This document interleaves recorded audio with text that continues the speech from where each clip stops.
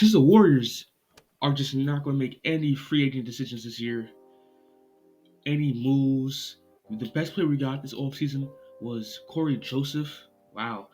And we about to run it back with our tallest player being 6'9". Yeah, it's gonna be a tough season to watch.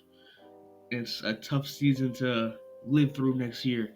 Because Kevon Looney and then our backup center is what? Jonathan Gaminga, Javante Green again, Robin. No, not even Robin Lopez. Tristan Thompson. Well, hey. So I wanted to go back and watch this.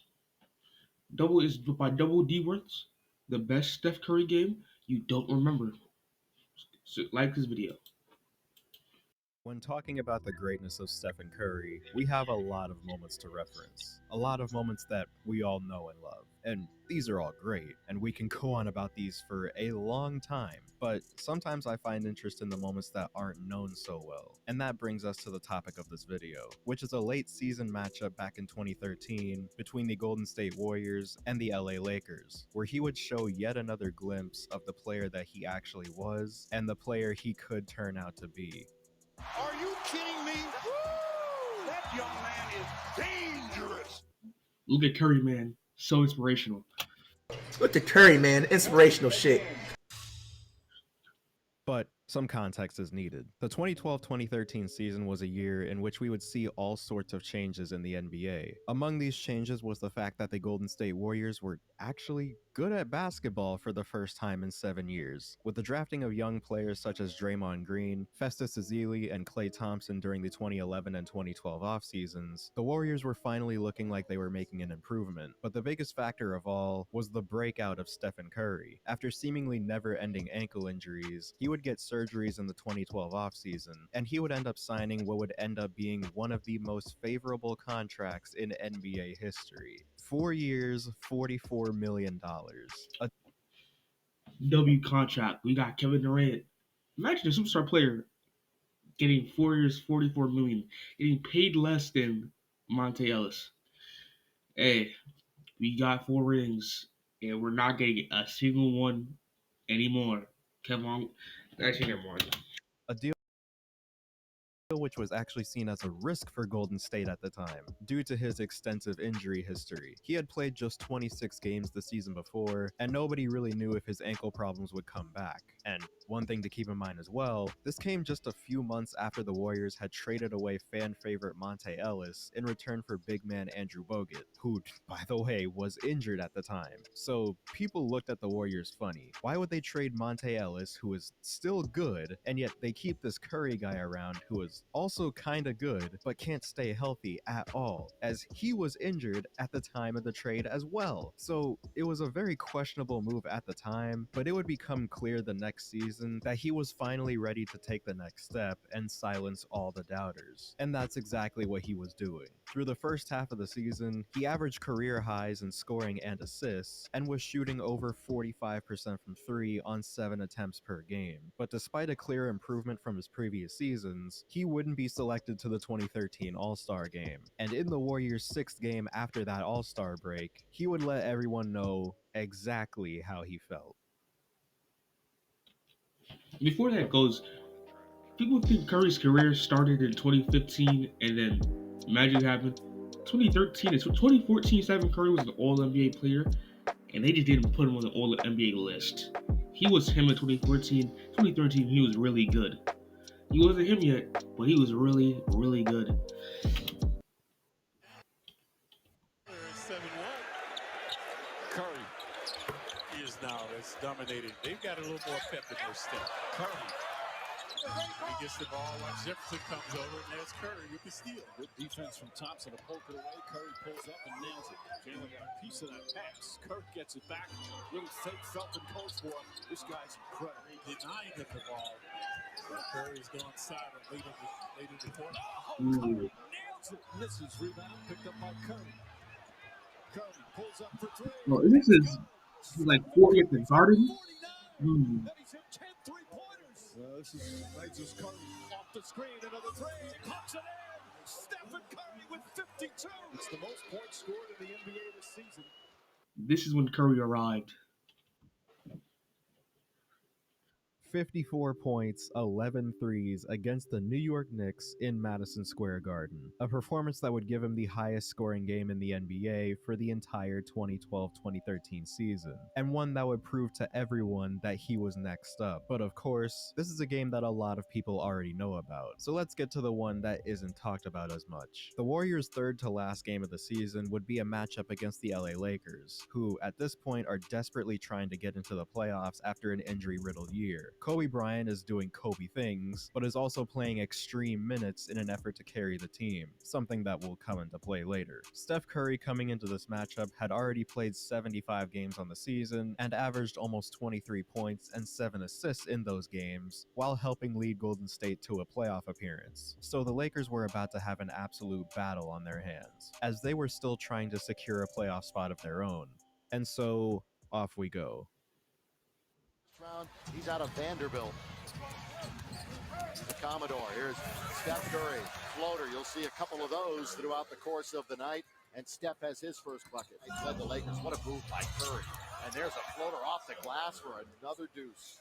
Steph starts out the game by absolutely cooking Steve Blake nearly every single possession. At this point, the Lakers didn't really have anyone else better to guard him, as Kobe was pretty much playing all 48 minutes at this point in the season and needed to carry much of the offensive load, so he needed to conserve as much energy as humanly possible. And that's how you end up with Steve Blake guarding Stephen Curry. Steve Blake guarding Stephen Curry is crazy. Like, damn, you could have put. Was it Ryan Artest on this team? Am I bugging? Actually, Lamar. I don't know. Somebody was on this team that other than Steve Blake. Okay, it's like Larry Bird. You know, white guy guarding me. Curry. The result is the masterclass that you are about to see. One thing I like about Blake, though, is he plays with a real chip on his shoulder. And so does that young man, Steph Curry. Here's Curry trying to find space. Boy, desperate chase with Steve Blake. And Curry has started this game 4 for 5. And Curry for 3. Got it again. He's feeling it. Look out. Mike D'Antoni admitting he might have misused Powell. Look at Steph Curry with the rebound. And he'll be guarded by there's Steph Curry again. In fact, the Lakers back on December 22nd in Golden State had more shots inside Oh, there's Ryan Artest. Oh, he's still just gonna guard him. Yeah, okay. 10 feet than any other game, and that is just ridiculous. 2 weeks ago, Curry moving in, mid-range, yes. 22 points in the first quarter for Steph Curry. By the end of the first quarter, Steph Curry would put up 22 points, 1 point off of his season average in 1 quarter. But soon after, it was time for Kobe Bryant to start giving the Lakers some life, as he had been doing all season long. Kobe Bryant does not have a point until right now. It's a tough matchup. Kobe trying to make it 2 in a row, and he does from the outside. Experience, and that's what they're going to need going into the playoffs. Oh, Kobe does it to Klay Thompson! And this would seem to be the scoring run the Lakers needed to at least get the upper hand for the time being. But Steph is simply on another planet right now. So even though the Lakers were able to get back into the game, they wouldn't be able to build any sort of lead, because they quite literally cannot stop anything that he's doing. It went 41, 28, 21. Give that guy a manual. Oh, boy, ankle Got it breaker. again. He's got it again, Kobe. Immediately comes right out at him. Here's a pick. Curry behind the pack, spinning, throws it up and misses, but he's going to get Oh, Okay, look at now this. 4-on-1. 8 on nothing. So what do? They give it to Curry. It's a 4-on-1. So here you go, Steph. Shoot a 3. And as expected, we have an all-out dogfight on our hands between the veterans and the young guys, going into halftime tied at 57. And after a short break, we're back, right where we left off. As Steph Curry tries to open it up the second half, and he does it right there. And Kobe has gone to him before and said, I need a rest. We'll see if it happens. No stopping him. It was becoming clear that in order to win this game, the Lakers would need some second half heroics from Kobe. But unfortunately, his job was about to become even more difficult than it already was. Bryant attacking baseline, and he runs into a stone wall of Festus Ezeli, and he's holding his left knee. Yeah, I'm hoping he just bump knees. But the way he's holding that thing and laying down, it doesn't look like it's something that's just a bump of the knee. As he has it, spinning in trouble. Oh, and he's limping. He's hurt. Oh yeah, this was that Kobe Bryant.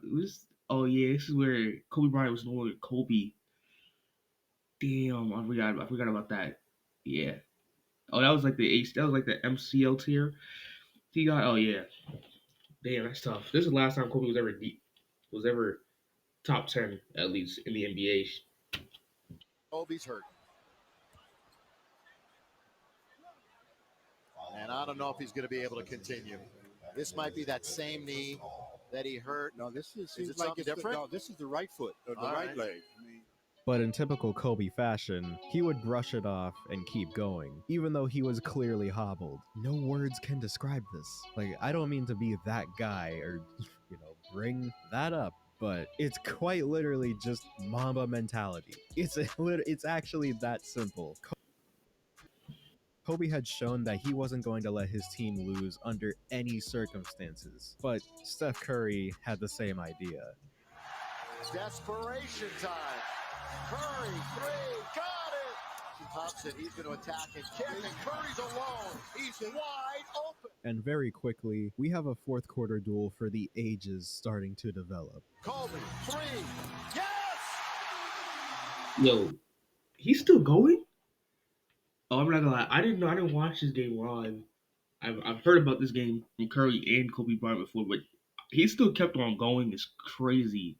That means the Lakers were so trash without Kobe that he legit had to play on an injured leg. I ain't gonna lie, that's tough. And I think they still actually I think they won this game by like 2. I don't know though. Kobe, guarded by the rookie, Harrison Barnes. Kobe, one-on-one, isolated for the tie. He's got it. It's 107 all. the Mamba is looking like the Mamba. Now in a tie game with 3.5 minutes left, fans were waiting to see who was going to be able to pull it out. Oh, pause. Was it going to be Steph Curry, Double pause. who at this point has 45 points in 41 minutes, or Kobe Bryant, who has 32 points in 45 minutes? And we were soon going to get our answer, except we weren't. Even though he was trying his hardest to carry this Lakers team to the playoffs, Kobe's body had finally had enough. And what would happen next would take priority over everything that happened in this game. Yep. Bryant again going to work, falls down. Again, he's struggling. He's going to stay down there for a bit. Bryant has not sat tonight. He is literally on his last leg right now. Yeah, this is when his mind said, "Yeah, enough is enough. Enough is." That was a basic Kobe move. He just drove, and his body just said no. Alternately, it had seemed to be his knee, his foot, his ankle, and now his Achilles. Yeah, this time, I don't think he's going to be able to do what he did the last 2 times where he ran it off and was able to play with the pain. He could barely make it to the free throw line. Bryant tonight with 32 points, 5 rebounds, 4 assists, and he is hurting. But the Lakers down by 2, and they want him and need him at the free throw line. Got it. If, in fact, he gets to the other end before a foul, maybe. Made him. Lakers might foul. They might foul to get him out of the game. That's They what they're have gonna to. do. Yeah.